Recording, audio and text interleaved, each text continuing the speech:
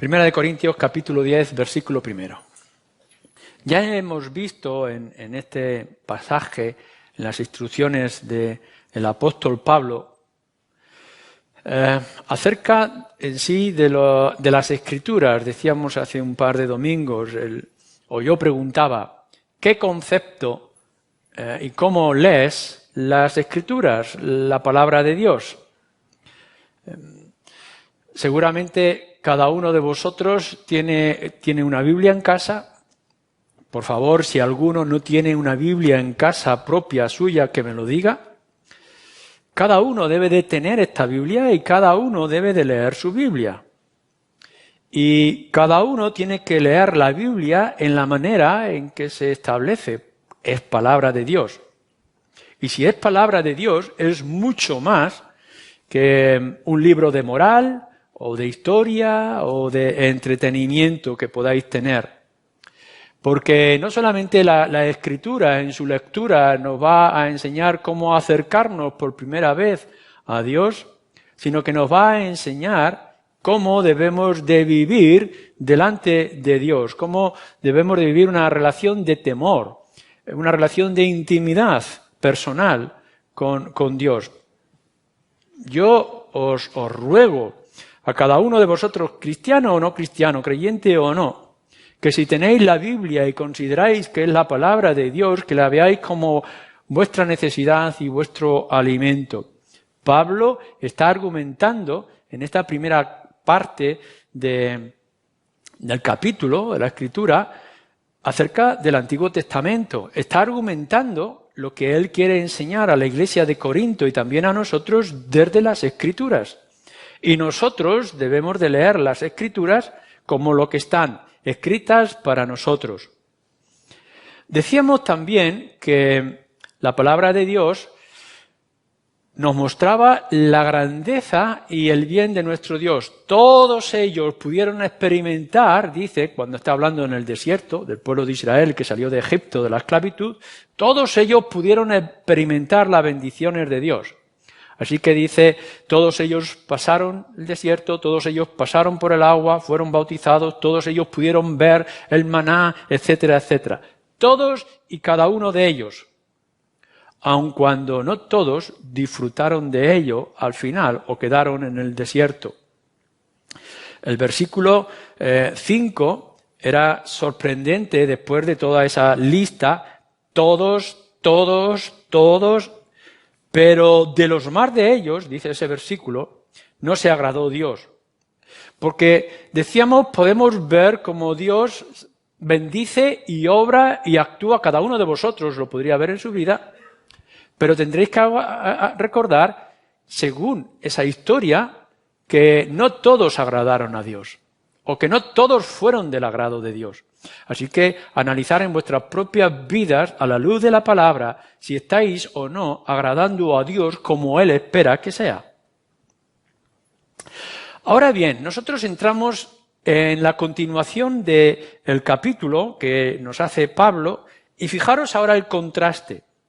De la misma forma que en los primeros 4 versículos, con relación a Dios, dice, todos ellos experimentaron las bendiciones de Dios, aun a pesar de eso, dice, algunos no fueron consecuentes.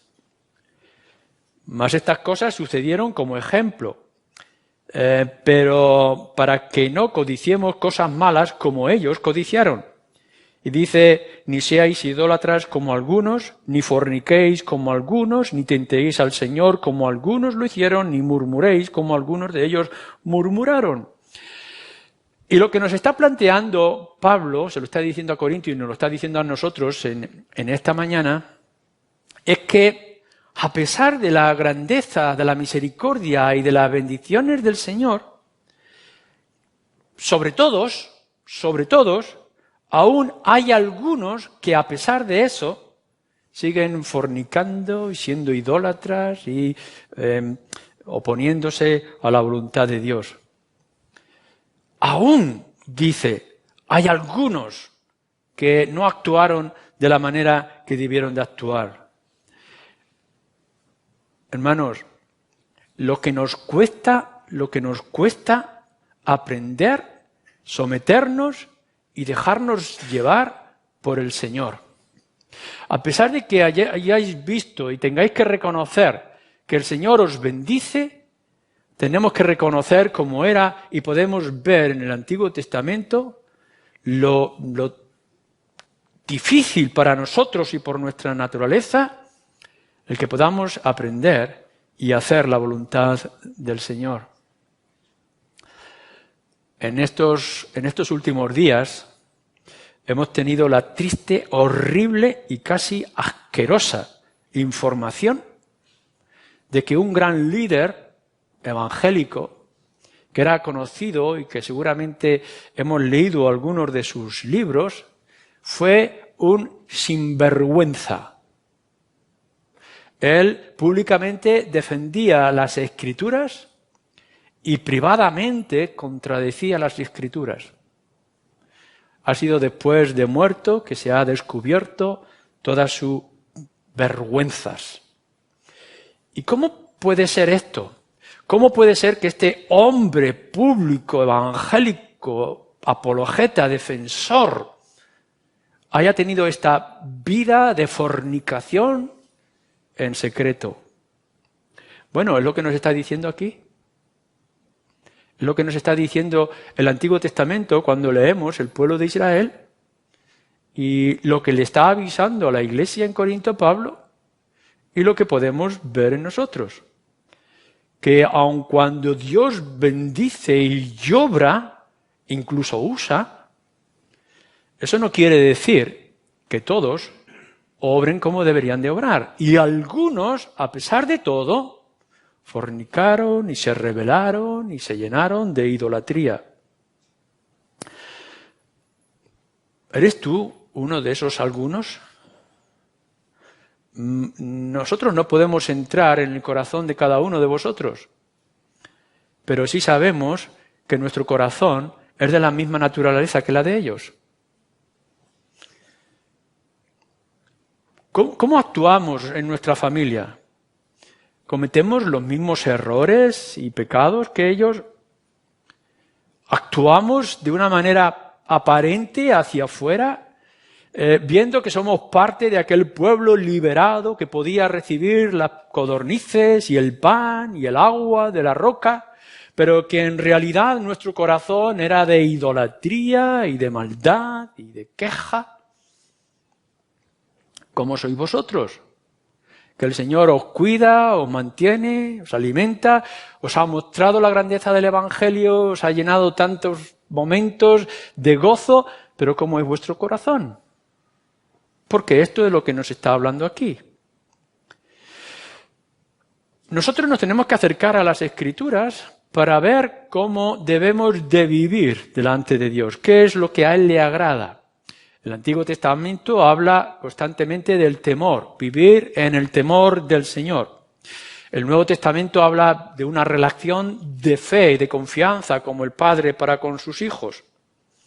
Pero recordar lo que dice Pablo en Efesios, lo dice en otros muchos lugares, pero en Efesios, en el capítulo 1, versículo 4, dice que nosotros fuimos escogidos no únicamente para vivir nuestra vida normal o para ser simplemente creyentes de algo, sino que fuisteis escogidos, nos dice, para ser santos y sin mancha.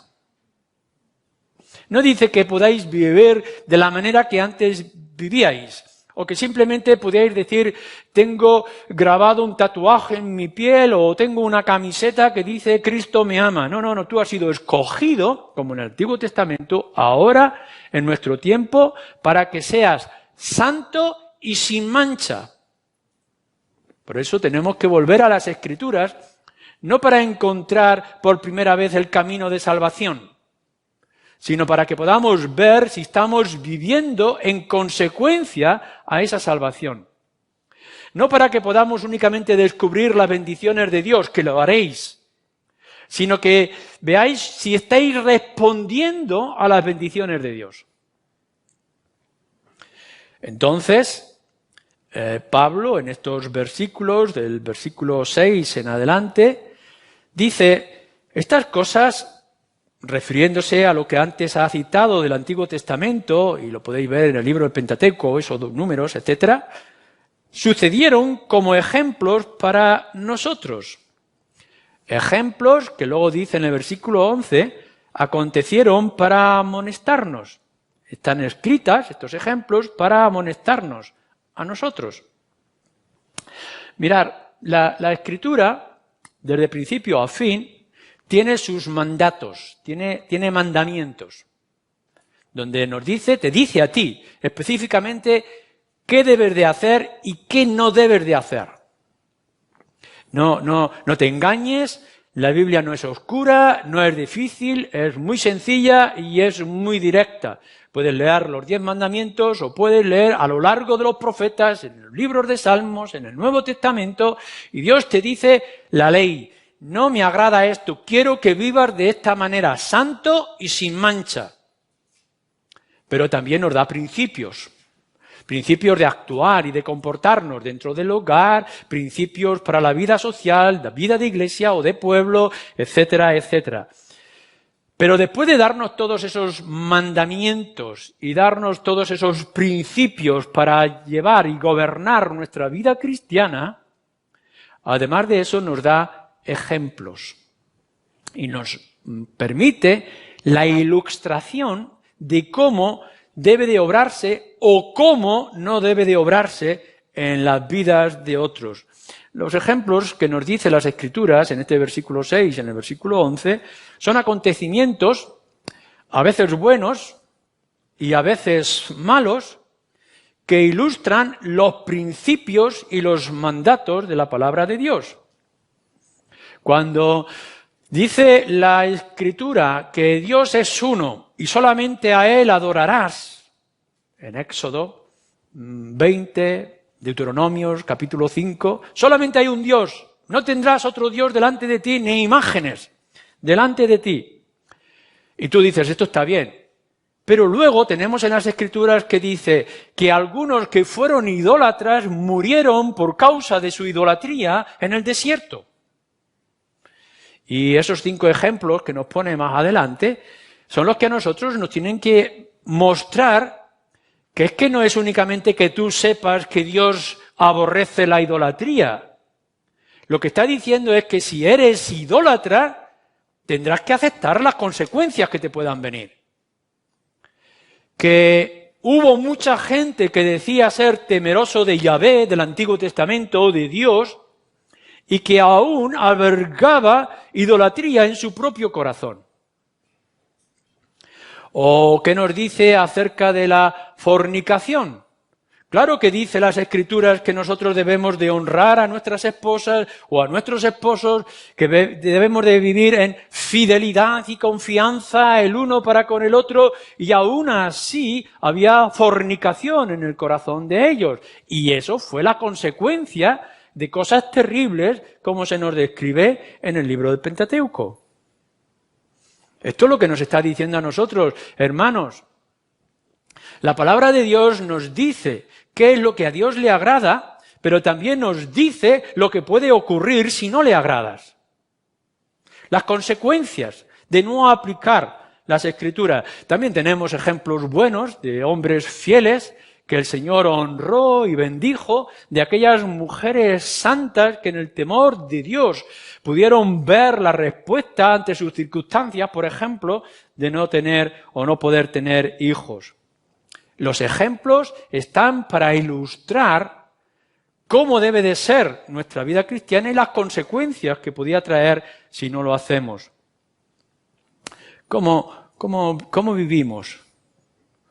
¿Cómo actuamos a la luz de lo que se nos ilustra o se nos muestra en tantos lugares de las Escrituras? Si los ejemplos son buenos, sigamos esos ejemplos. Y si los ejemplos son malos, evitemos esos ejemplos, evitemos esas circunstancias. Como hemos dicho, tu naturaleza es la misma naturaleza que tenía el pueblo de Israel cuando salió de Egipto. No ha cambiado nada, no ha habido una evolución a mejor en la naturaleza del ser humano. Y si ellos pudieron ver la grandeza de Dios sobre todos ellos, porque pudieron ver las bendiciones de Dios sobre todo Israel, liberándolos de la esclavitud, protegiéndolos en el desierto, dándoles la tierra prometida, y aún así fueron rebeldes y pecadores. Nosotros estamos en las mismas circunstancias.